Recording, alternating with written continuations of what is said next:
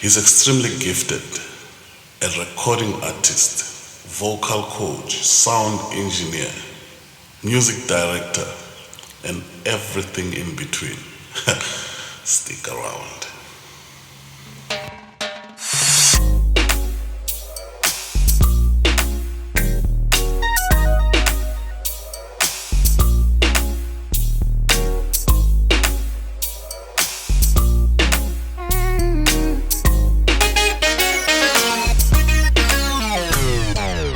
MNQOBI, NXUMALO. Yeah. How are you, sir? I'm good, man. How are you? I'm awesome, man. Yeah. You're a hard man to track, man. Been chasing you for I weeks. knew that was the first thing that you were going to say. But rightfully so, you've also had your own moments where you just like, Yeah. we are both busy people. Look, but I believe in timing. So I Yeah. believe everything happened in its perfect timing. Yes. Yeah, And yeah. today's the perfect time. I'm struggling to, I think everybody knows who you are. Hey, no, you might never know. Honestly, I'm convinced. So I was watching some show on YouTube, and there were these American boys who likes reviewing some music, and they were going all crazy about your stuff. I'm like, I know that boy, you know. I'm sure somewhere out there, someone is thinking, who's this black boy now? Yeah, but hey, man, look, for the sake of those that small community in what's that place? Guatemala. Yeah. Wow. Who is MNQOBI? Yo, it's always difficult to answer this question. I know. Yeah, but I am a young man. I think I'm still a young man. Yeah. You are. I'm still a young man. Of course you are. Yeah. Otherwise, Still I'll be very young. old. I'm still a very. I feel very old, but I'm still a very young man. Yeah. From Empangeni, originally in KZN. Oh. Yes, born and bred there. Okay. And I am basically a lover of all things creative, and I'm an advocate for all things creative. I'm a church boy. Was born into church, grew up in church, started exploring my talents in church. Everything I am is centered around being a church boy. Yeah. And of course, currently I'm out here in Joburg. I'm a recording artist, I'm a vocal coach, I'm a radio news engineer, I'm a CEO of a publishing company. CEO. Yes, yes. I chill with only important people. I could be a CEO in my bedroom, but it's mine. Of course. Yeah, so I currently do that, and I'm an audition producer for Lion King Hong Kong. What else? Yo, there's so much that's going on now. Sometimes I even forget. This guy is so important. I want us to actually break them down. Yeah. Because you mentioned a lot. Yeah. And these guys are wondering, if we can maybe unbundle all those things. And kancane, yabo? Yeah. I even forgot Joyous, Kabanga. Please forgive him. Just forgive. He has a lot on The his important plate. thing is that I remembered. Yeah. So you came from Empangeni. Empangeni is next to Richards Bay. Yes. Yes. Literally 15 minutes drive. So that's where you started. You were born, went to school, and you were a keyboard player. Yeah. So I saw some picture, but you'll tell us about Where that. did you see that picture? Hey, Baba. I know that picture, but where did you see it? Let's just say I'm a very resourceful man. Yeah, no. Okay, fair. Yeah. So, I think I did not even know that I would become all these things that I've mentioned to start off with. I'm not one of those people who once had a dream to be in a big choir, to do things like that. But who told you can sing? Who said, you have something? Did you just jump and say, look, I think I can do this? Who was the first person to say, well, I'm fine now? It was actually a group of church people at the same time who just stood and clapped. Wow. Yeah, there there was Kwaune Vuselelo at some church, African gospel. It was just literally a walk up from home. Yeah. And one day, bring all the young kids, we're going to have a talent show. Yeah. So people must sign people up. If you think you can sing, if you think you can act, you want to do a sketch. And then someone signed me up. Okay. They just decided, without my permission, to Yeah. put my name on the paper and to. They knew you weren't gonna do it. Yeah. So and then they called my name, and there I was. Of course, everyone know who MNQOBI is Yeah, of already course. in the church. Yeah. So then I woke up and then I sang, I know the Lord will make a way for me. I know the Lord will maybe like twice. No, I'm sure you. Yes, for me. Yes, definitely, every time. Yeah. So, and then immediately after that song, then people started clapping and cheering, and then next thing it was just like every other day, MNQOBI, please sing for us, Yeah. And funny enough, I was a very introverted child, Okay. so because of that, then I was very naughty in the house. So I was that kid. I remember one day my mom had just bought a new TV. It was the first time we saw like a TV with those million buttons, and there was a VHS in there. There I was, screwdriver, knife. I want to see what happens in there. Same day, I cracked it open and I could not put it back together. So you wanted to check out those people inside. Yes, and I wanted to see really what happens in there. Yeah. I got the whooping of my life that day, yeah. and then it was taken back to the store to get another one the following day. That is when my mother decided she was going to get me a keyboard. Okay. So that's how it started. Okay. So she got me like a mini. I still have the keyboard. It's actually framed at my house like a portrait. Are you serious? Yes, and it still works. Wow. Yeah. So she got me that keyboard, and then I started locking myself in the room. Then that's when I started teaching myself how to Self-taught. Okay. Yes, Okay. yes. So that's how I started playing piano. Next thing, I got a bigger keyboard, and then next thing, one day she took me to town. She said, "If you pass well, I am going to get you a keyboard." That's where I got a Roland E15, and that time. E15. Yes. That's Roland. I had an E36, but yeah, I remember that series was awesome. And it was new. So I was like the only person in town who had it. Yeah. So even when I bought it, we got off the taxi, and I was proudly holding it, going home. And I think that's when my life changed, because then I started now playing at church. Yeah. Now I started going to conferences at church. We would take this. People would come at home and ask, "Oh, can you please come and play? But can you bring that keyboard?" Oh, wow. You know. So then that's when it actually just started off. Then when I moved to Joburg, then it was just now we are getting. But why Joburg? I mean, you could have gone to Durban, Cape Town. Yeah. So I wanted to study sound engineering. Oh. And at the time, the Academy of Sound Engineering was the only proper sound engineering school. And I wanted nothing else. I just one day went on the internet. I was like, that's the one. But people with your natural skill set, like say people who can sing and play, they would rather go study, piano or. That's the crazy part. I did Major not in want to do vocals. that. Yeah, Okay, I didn't, okay. and maybe at the time I did not see the importance or the need to even know theory. I regret it now. I wish I had. Yeah. But it really did not matter to me, because I did not even think I wanted to be a musician. Yeah, So at that time I wanted to study engineering. Sound engineering was just like really close to what I wanted to do. But I wanted to do entertainment technology, work on machinery, and I did do a bit of that. Wow. So I really did not think music would be what would take me more than anything. Yeah. So it's only now when I get to Joburg and then it just kickstarts and I was like, oh, so I'm here. Oh, this is the actual music industry. Yeah. Okay, fine, let's do it. And then there was the SABC. Yes. So the Academy of Sound Engineering is actually still based at the SABC. Yeah. So when they opened the school, I was one of the first students, and at that time there was like 2 black kids and 100 white kids. Wow. So Erasing. yes, erasing mostly. Or Django Oats. Got you. Yeah. So I then, because it was not a really friendly school emotionally and mentally for a person like me who comes from Emakaya. I didn't know how to speak proper English. I had no car. I carry lunchbox, right? So, I then move around because there's a lot of people then in the actual field.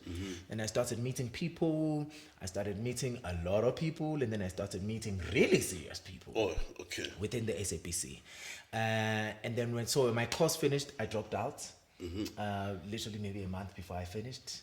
Okay. Went back home, stayed home for 6 months. But the connections that I had made here were enough to get me a job to come back.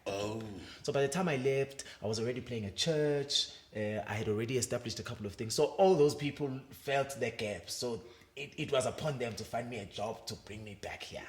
Oh, okay. I see. So in Nangembala, they got me one, and then I came back. I started shift working at the SAPC, at the ASE, and then from there I found another opportunity to apply as a freelance engineer, and then I actually got the job, and then I got permanent, and then I got promoted up until where I am. Got now. paid the big bucks. Nah, not really. I wish. Wow. Clearly, you haven't been reading the news. It's going down. No, it's gonna go up again. Don't worry. Yeah. Wow. And then there was this album that I think I was still working with this other artist, and we went to a gig, and somebody was selling some CDs, and then so this guy says to me, you know what? Trade me your artist CD for this one. I promise you're never gonna regret. So I traded. I think I even know who that is. I traded the CD. Bruh, I played that CD for the whole month. So I put it in my car and I was going to work. So everywhere I drove, that CD was playing. It's probably one of, at the time, one of my favorites.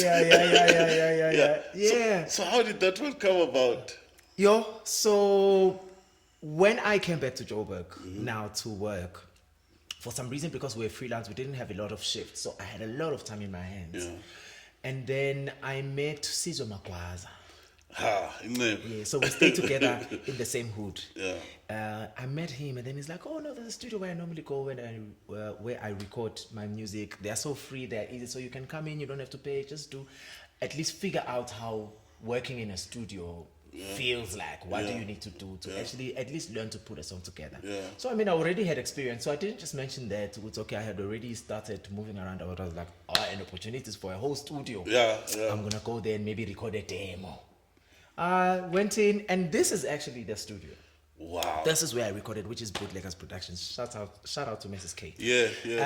So, and then before I knew it, I had 15 songs. So I started working in the studio. Then it was fun. It was nice. I was like, okay, let me try a fast song. Let me try a slow song. Let me try an English song. Let me try a Zulu song. Let me try a composition. Let me try a public domain. And then that's how He's a Wonder was born, the first album.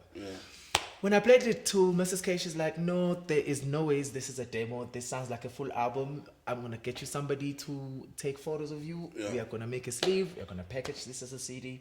And then we're going to put it out." Wow. And then that's how then it started. Wow. He's a Wonder was born.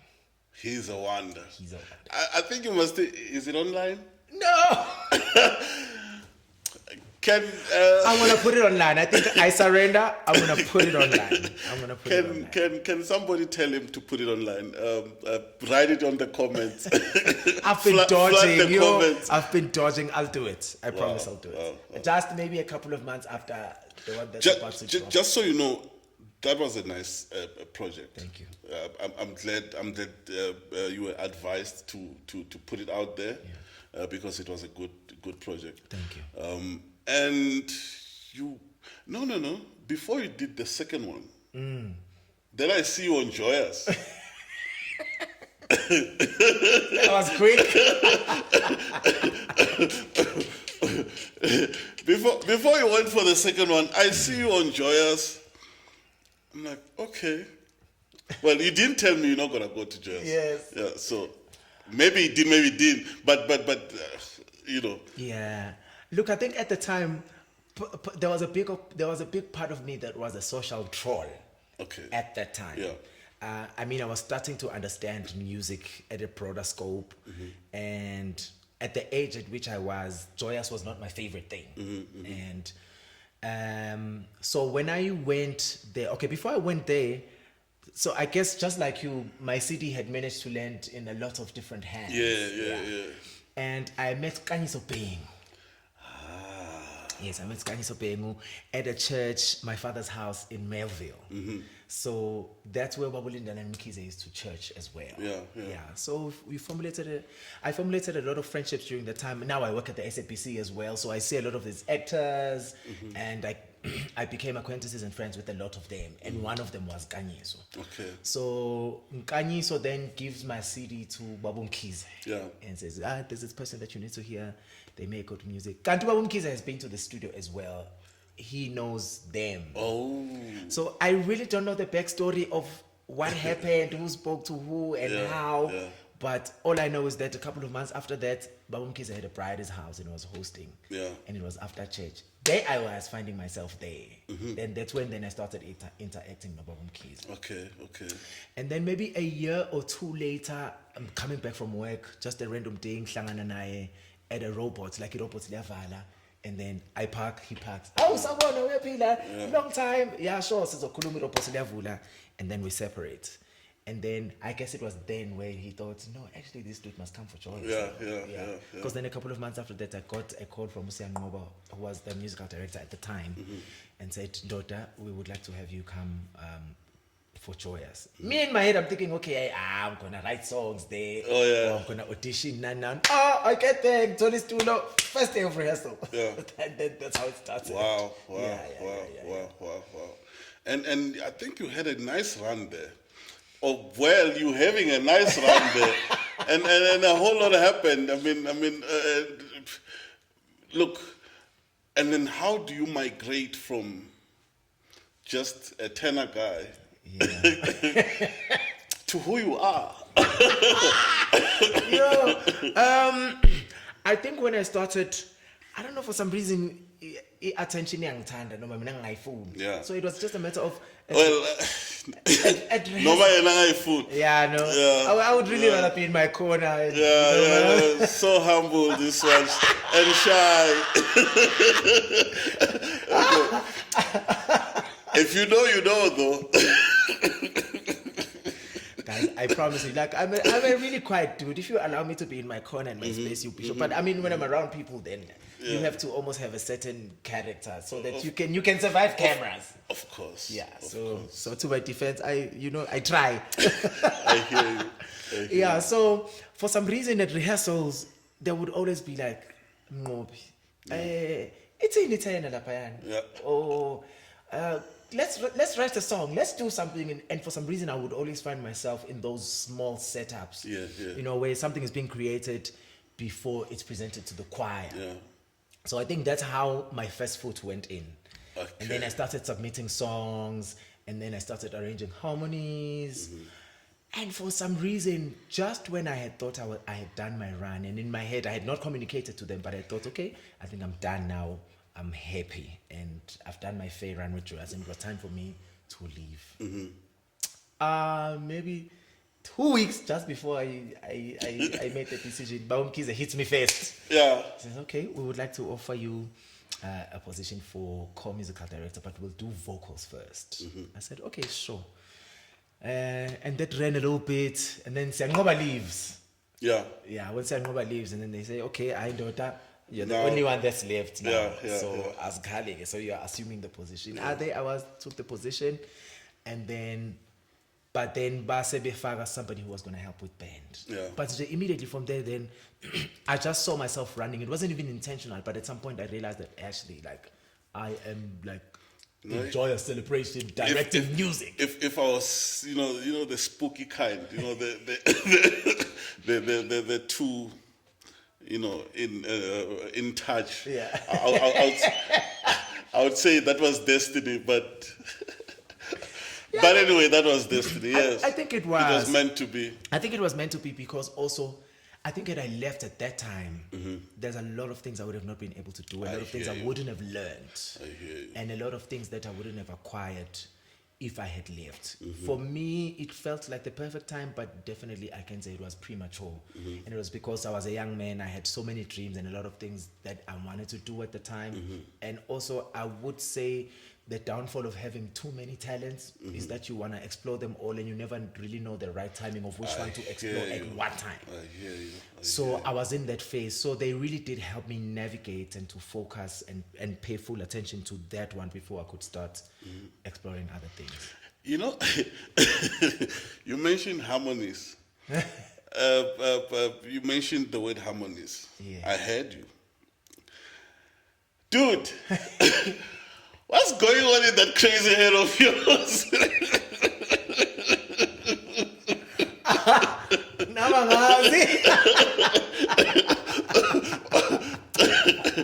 I also don't know. Man. Yeah, it's an obsession. It's an obsession. I don't even know how to explain it. But I normally say to people, it's almost like I have a chart here on my face. A chart of colors. And it's just a selection and they're just flowing and you just have to play with choice. And there's no wrong choice, there's no right choice. And it just creates what comes out. And most of the time I have the fear that I've been doing this for a while. Our Lingand. Like all songs sound the same, but our harmonies can change. Wow. So I really don't know what my relationship with harmonies is, but that's definitely my favorite thing to do. And yeah, look. So I love music and I'm a practitioner in the field. Yeah. Wow, yes.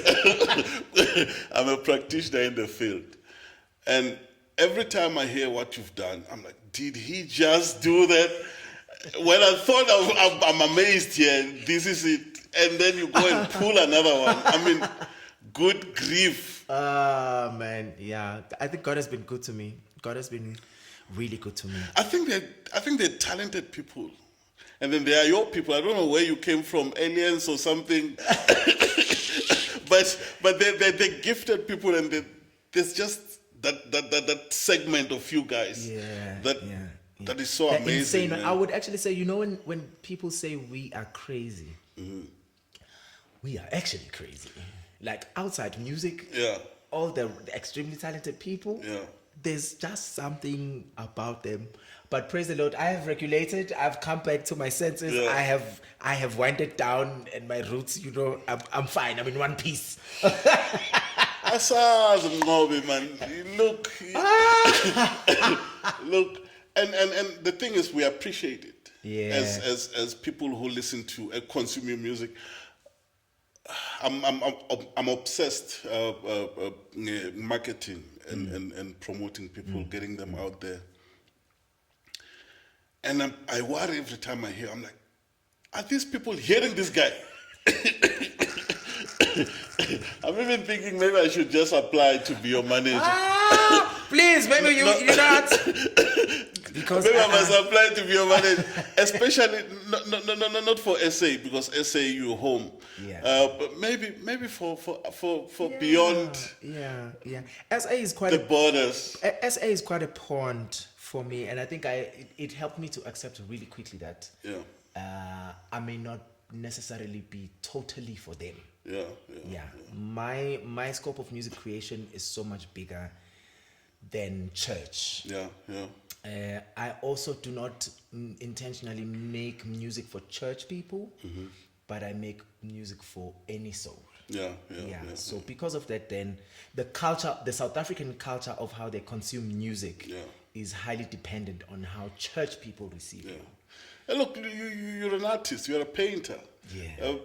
Everybody must praise God for your art. For it doesn't matter what drawing you do. They must just know it's a rare art. It's a rare gift. And then your vocals. Are we gonna finish this interview? How long is it supposed to be? My guy, how do you even exercise? I mean, how do you even exercise those vocals? I hike. I actually hike. I hike a lot. Yeah. I steam a lot. Yeah. I think those are my two biggest things. And I drink a lot of tea. There's a lot of things that I do to practice. First, before I even open my throat to sing, what I eat, what I drink, I don't take sodas. I try not to take dairy, sleeping patterns, the amount of food that you eat. You know, I've intentionally had to do. I know you know that I used to be quite big. I've had to lose all that weight. Because at some point I realized, okay, if there's a type of artist that I want to be, in terms of image, in terms of health, and in terms of stage presentation, there's a size I cannot go beyond. I hear you.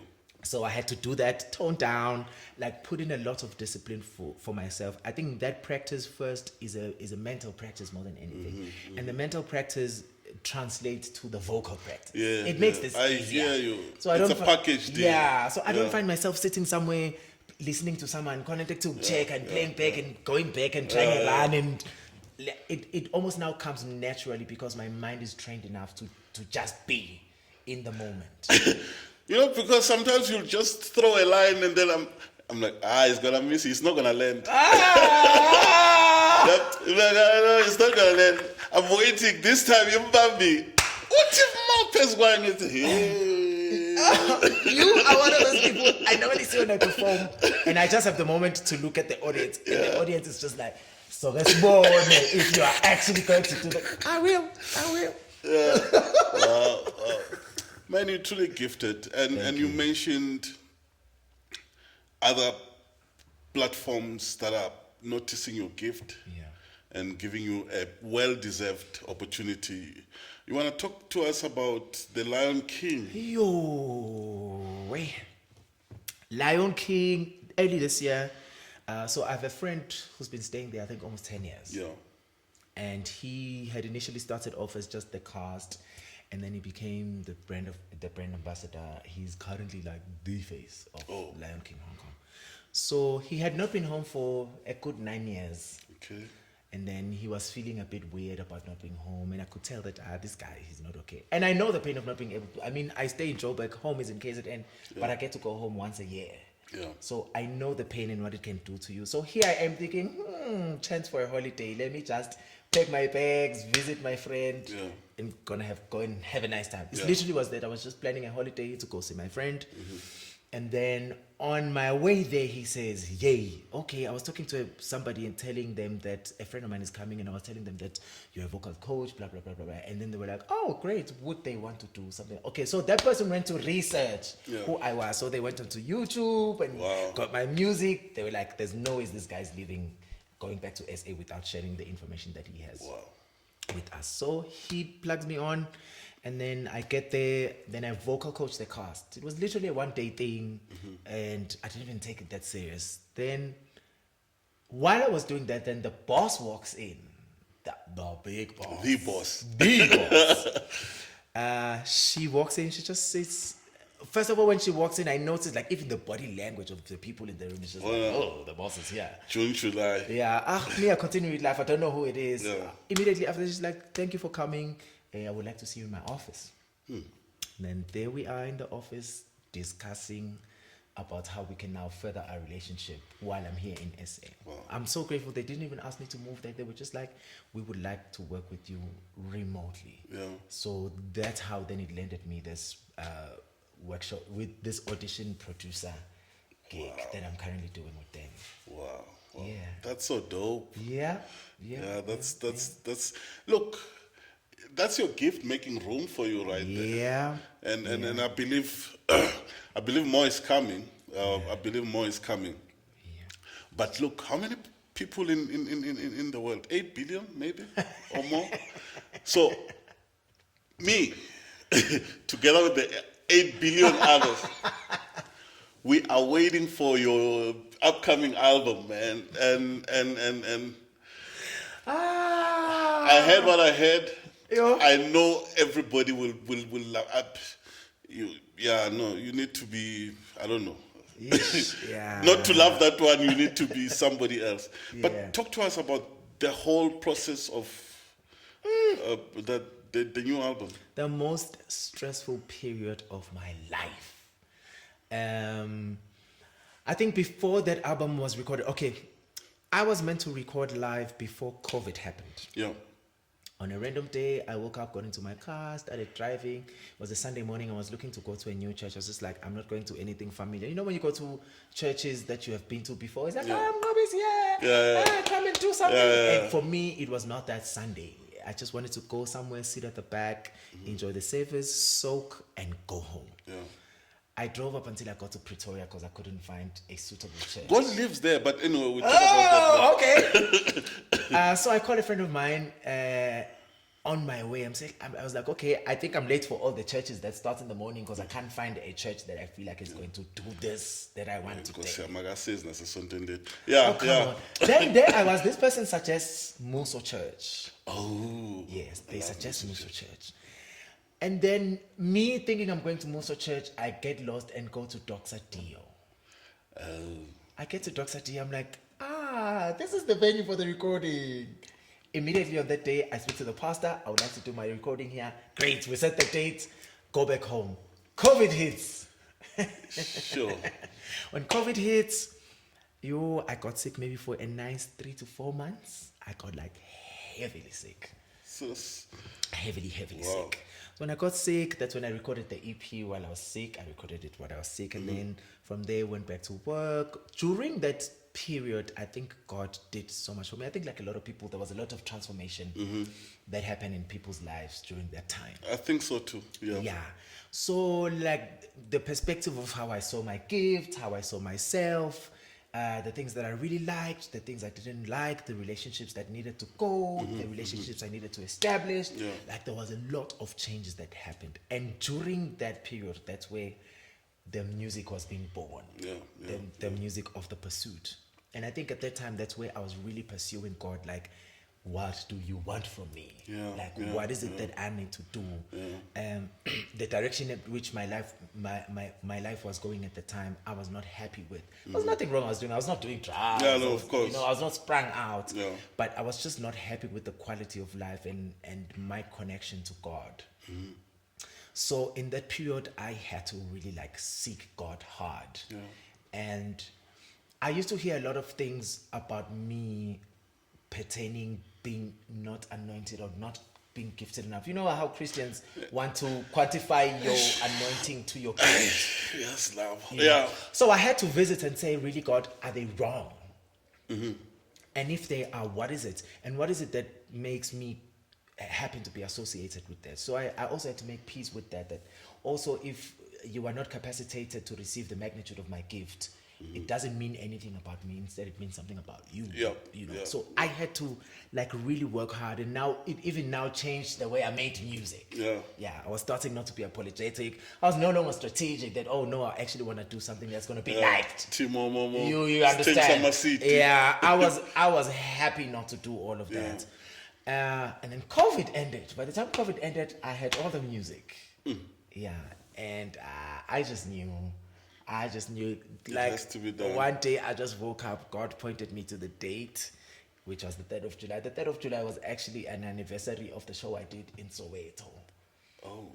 That show was done on the 3rd of July. I was just like, quintessence, prayed about it, and then I started getting prophecies about it. It's time to jump. I'm like, God, I don't even have 5 friends in my account. It's like, I'm the God of man. Yeah. So then, things just started happening. On a different day, I decided now to go and look for the venue. As usual, get into my car, take a nice drive, and I'm driving towards Eastgate. And I see this nice temple-looking thing. Yeah. And I see Shepstone Garden. I'm like, okay, this is a nice place. I decided to walk in and just see what happens in here. Yeah. I walk in, I see the place, and I see this nice temple-looking thing. I'm like, this is where this recording is happening. And then I asked them, so do you host events? Yeah, we host weddings, blah, blah, blah. And I said, which date is available? And then they said, 3rd of July. Wow. Right there, called some people. I said, okay, guys, I think I found a date for my recording. I want to record. And they were like, yeah, let's jump. Then that's when we started strategizing tickets, the expensive tickets. Yeah, no. That was the Ferrari of shows, ladies and gentlemen. Yeah, so then that's when now we got into the strategic and the creative part of things. Yeah. And then now, by that time, the music was already on my computer. I had already sung everything, arranged everything. So it was just a matter of taking all of that and putting it on stage. Yeah. And that's how it came about. Wow. That was a beautiful event for starters. Thank you. Well, everybody knows you're a fashionista, so so it was no trouble for you to put it together. Yes, I'm just worried about the team who probably had to be told, no, you better look a certain way. You know what? Actually, in terms of the look, I knew exactly how I wanted to be. First of all, I wasn't just a fashionista because I like things. My mother was a dressmaker. So she used to design dresses and actually made. That's how I grew up. That's where the money where I went to school with comes from. Wow. Okay. Yeah, so Tina, we would stand by the door before you go to church. Are you fit enough to go? Take that thing off. That's too tight. That color doesn't look good. So it's embedded in me like that. Yeah, no, it's in the blood. Yes. So for my recording, I literally got a designer. We got a sample of designs, and singers had to choose which one they wanted. Wow. So I got it made for them. So I did not want to stress Do you anyone. have space for tenor there? Or baritone? I don't think you would enjoy it. I don't think I'll enjoy it. Yeah, so literally, I was quite decided about everything. I knew how I wanted it to look. I knew how I wanted it to sound. Like I was literally driving that track on my own. Wow. Yes. Wow. Man, look, I appreciate you. Thank you. I appreciate you taking time, valuable time. Busy people. I mean, already people had your CVs. It's endless, bottomless. So, but you still made time for little old me. Oh come on! You know you've done some big things. Don't make me fool out fast now. So man, thank you so much. Thank you for sharing your space with me and for taking your time to sort of speak to me. Absolute pleasure, man. And all the best with that album, man. Thank you. We're taking it all the way now. No? All the way. The world The world had that.